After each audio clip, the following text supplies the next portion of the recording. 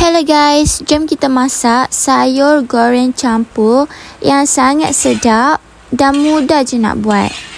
Ini adalah gandingan antara sayur kubis, sedikit carrot, bunga kubis dan juga cendawan. Sebelum tu, yang mana belum subscribe, korang boleh tekan butang subscribe.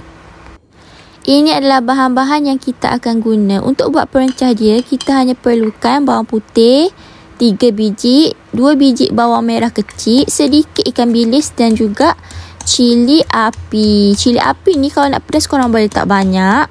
Kalau nak pedas-pedas manja letak satu yang merah, satu yang hijau sahaja. Tumbuk-tumbuk kasar. Kalau malas tumbuk nak cincang pun boleh. Kalau nak blender pun boleh. Okay, so saya tumbuk kasar lah, lagi sedap. Kemudian bila minyak dah panas, boleh masukkan bahan yang kita tumbuk ke dalam kuali. Buka api besar.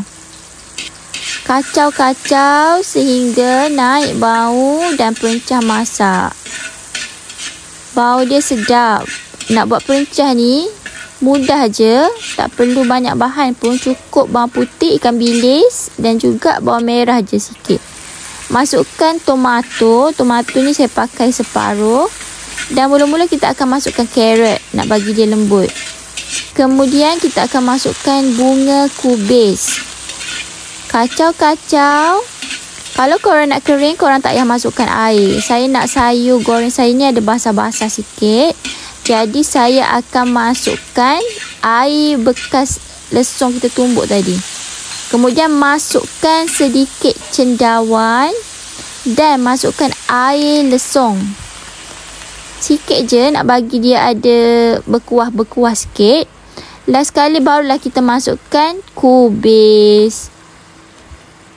Kemudian kacau-kacau sehingga kubis lembut dan bertukar warna. Masukkan sedikit garam, sedikit serbuk perasa dan sedikit ajisho black pepper.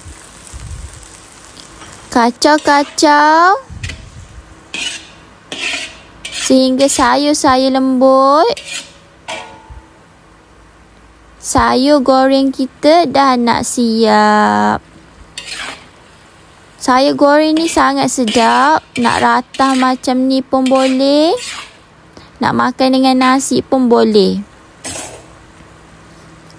Korang tengok sayur goreng ni dia ada kuah lah sikit. Kalau tak nak kuah tak payah letak air lesung tu, okey? Kacau-kacau. Kemudian boleh rasa dah sedap ke belum. Rasa dia cukup rasa dah. Pedas masing-masing sikit, sangat sedap. Sayur goreng kita is done. Sangat sedap. Dan mudah je nak buat. Bahan-bahan pun tak banyak pun guna. Sayur ni kalau korang nak guna sayur lain pun boleh. Pakai apa yang ada dekat rumah je, okey?